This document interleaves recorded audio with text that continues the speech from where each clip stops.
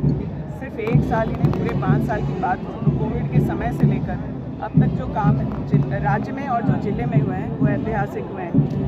वर्तमान की बात अगर हम करें तो जो मुख्यमंत्री मैया सम्मान योजना है उसमें जो महिलाओं का उत्साह है वो देखते बन रहा है और जल्दी वह जो भेंट मुख्यमंत्री जी की ओर से महागठबंधन की सरकार की तरफ से बहनों के सम्मान में है वो लोगों के पास होगा। ऐतिहासिक योजना अबुआ आवास आप लोगों के सामने है। 20 अम्बेडकर आवास इस तरह का टारगेट प्रखंडों तक पहुंचता था।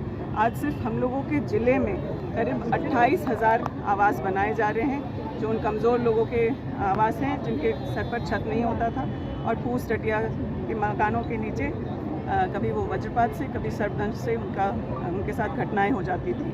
इसी प्रकार से आप लोगों के संज्ञान में है कि कृषि ऋण माफ़ी हम लोग 50,000 से उसका स्कोप बढ़ा करके 2 लाख तक करे हैं।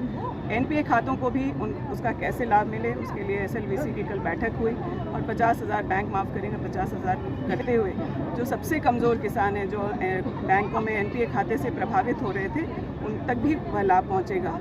1 रुपये में फसल बीमा और 0% पर केसीसी लोन मिलना राज्य की बड़ी उपलब्धि है जो हम लोगों के माननीय मुख्यमंत्री आदरणीय श्री हेमंत सोरेन जी के नेतृत्व में संभव हो पाया। महिला योजना के बाद कोई महिलाओं के लिए और कुछ योजनाएं पाइपलाइन में लगातार महिलाओं के लिए ही योजना रही है। आप अगर बात करें सर्वजन पेंशन की बात करें उसमें भी एकल महिला हो विधवा महिला हो उनको मिल रहा था। वृद्ध महिलाओं को भी उसका लाभ मिल रहा था।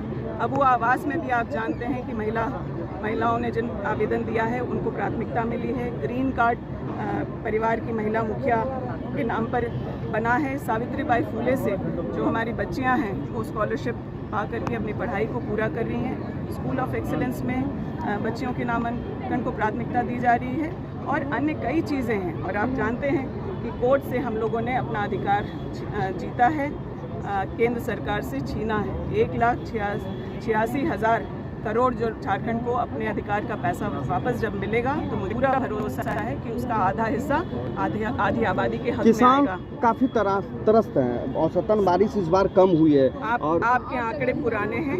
मैं आप लोगों को बताना चाहूँगी कि पिछले 4 हफ्ते में जो बरसात मानसून डेफिसिट हम लोग चल रहे थे अब 65% के करीब हैं और धान रोपने का काम भी जो केंद्र सरकार का पैमाना है सुखाड़ मानने के लिए उससे हमारा गोड्डा तो कम से कम उससे प्रभावित नहीं है। हमारा सुखाड़ को लेकर के जो कंटीजेंसी प्लान है विभाग का तैयार है, सरकार की तरफ से तैयार है।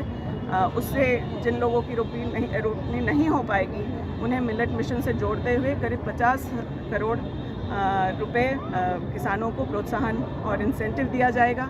इसके साथ ही राज्य के एफपीओ को 50 करोड़ रुपए देने का निर्णय सरकार ने किया है। तो किसानों को 0 इंटरेस्ट पे केसीसी लोन उपलब्ध कराना, फसल बीमा 1 रुपये पे होना वैसे किसानों की स्थिति को सुधारने के लिए। Thank you.